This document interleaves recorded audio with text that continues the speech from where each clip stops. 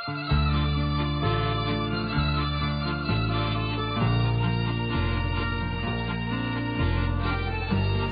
I'm Liz from SimpleItalianCooking.com. Thank you so much for watching this video. Today we're going to be making a wonderful Italian recipe. It's called an egg frittata.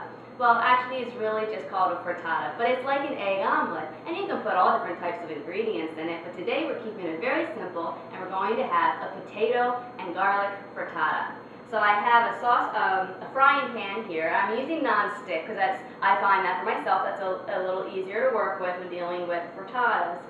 And I have it on a low heat, low-medium heat, and I'm warming up about a tablespoon of olive oil, which should be nice and warmed up right now. And I have two baking potatoes that I had peeled and washed and peeled and thinly sliced. I cut them in half and then very, very thinly because we're going to fry them up in the pan.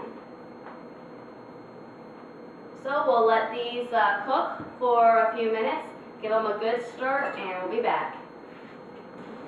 While my potatoes are cooking, I'm going to whisk my 3 eggs.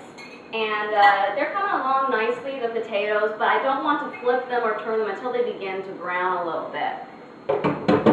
So we'll go ahead and whisk the egg. Now that I'm in the middle of whisking my eggs, I want to make sure that we add our grated Italian cheese. I'm using Romano, but you can use Parmesan, and I'm using about 2½ tablespoons, and you can do that to taste. So we want to whisk it till it's nice and fluffy. My potatoes are browned nicely on the one side, so I'm going to go ahead and flip them over. At the same time, when I'm done, I'm going to add about 2 cloves of garlic that are just roughly chopped. Cook them for a few minutes, and then we'll add the egg. Alright, I'm done beating the egg, and I want to go ahead now and just add it right into the pan and get it to cover nicely. And we'll let that cook for a few minutes until it begins to really puff up nicely.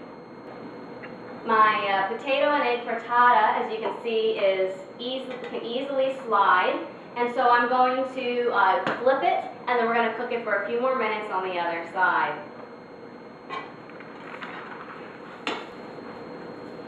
Our potato and egg frittata is done, so I'm going to transfer it from the pan very gently onto my plate.